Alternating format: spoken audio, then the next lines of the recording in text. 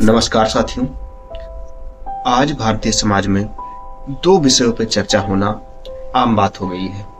एक तो दर्शन और दूसरा धर्म, यानी कि दर्शन क्या होता है और धर्म क्या होता है, इसमें अंतर क्या है और समानताएं क्या हैं।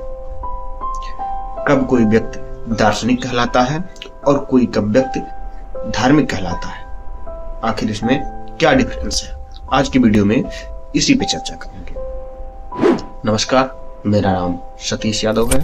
समाज में उठे किसी विषय को लेकर विचारों के आवेग में सही व गलत पर तार्किक विश्लेषण ही दर्शन कहलाता है। यानी कि कोई समाज है, उसके अंदर कोई बहुत बड़ी घटना घट गई है, अब उसका तार्किक, सामाजिक और आर्थिक विश्लेषण को लेकर जो भी तर्क या वितर्क व विचार दिए जाते हैं उसी को दर्शन कहा जाता है। तो वहीं पे न्याय, तर्क व मनुष्य के कल्याण को देखते हुए दार्शनिकों के किसी मत व विचार को अधिकतम मनुष्यों के लिए सही व मनुष्य जाति को धारण करने से इस जगत की स्थिरता बनी रहे, धर्म कहलाता है।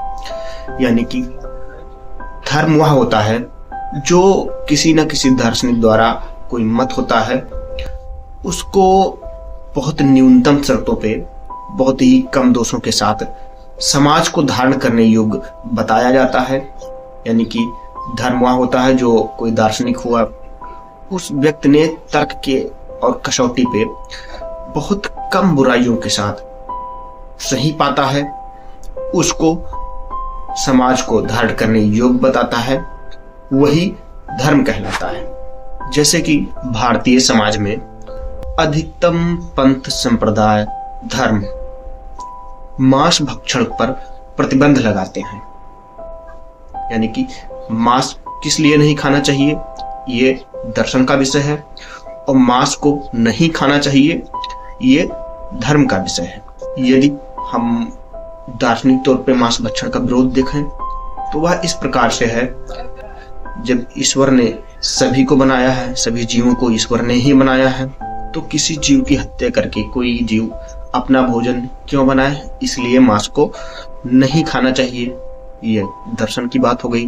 वही धर्म की बात को अगर लेके चलें तो हिंदू धर्म ग्रंथ के मनुस्मृति के हिसाब से महर्षि मनु कहते हैं कि यदि यज्ञ के लिए किया गया हो या ब्राह्मणों के आदेश से किया गया हो तो उस मांस को खाना उचित है। अगर हम इसका विश्लेषण करें, इस मंत्र का विश्लेषण करें जो मैंने अभी बताया है, तो इसमें साफ साफ दिखाई यह देता है कि मनुष्य को किसी भी जीव की हिंसा नहीं करनी चाहिए। हिंसा के बगैर मांस उत्पन्न नहीं किया जा सकता। इस कारण अधिकतम मनुष्यों को मांस नहीं खाना चाहिए।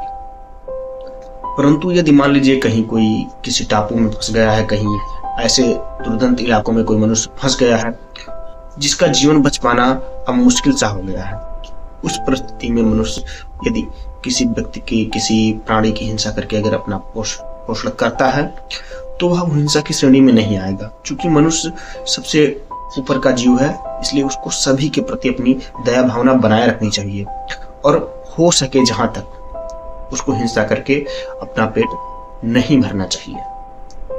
अब बात रही कि ब्राह्मणों के आदेश से क्या, ब्राह्मण के आदेश से कहने से हिंसा करना सही हो जाएगा, तो इसके सपक्ष में बात यह ऐसी उठती है कि मान लीजिए कोई प्राणी है, वह अपने जीवन को चलाने के लिए, अपने परिवार को चलाने के लिए किसी भी प्रकार से कृषि करके अपने जीवन को यापन नहीं कर पा रहा है, तो वह ब्राह्मणों से आदेश ले या अपने एटलीस्ट क्लास लोगों से आदेश ले और ब्राह्मण केवल उसी को आदेश दे जो न्यूनतम है, उसको मरने के कगार पे आ गया है, वो खाना नहीं इकट्ठा हो पा रहा है, उसका परिवार मरने के कगार पे आ गया है। उस परिस्थिति में ही ब्राह्मण केवल मांस भक्षण के आदेश को दे सकता है, अन्यथा नहीं देना चाहिए। इस श्लोक का यह तात्पर्य मेरे समझ में निकलता है। बाकी आपको यदि कुछ कहना है तो कमेंट बॉक्स खुला है, कमेंट में जरूर बताइए। नमस्कार।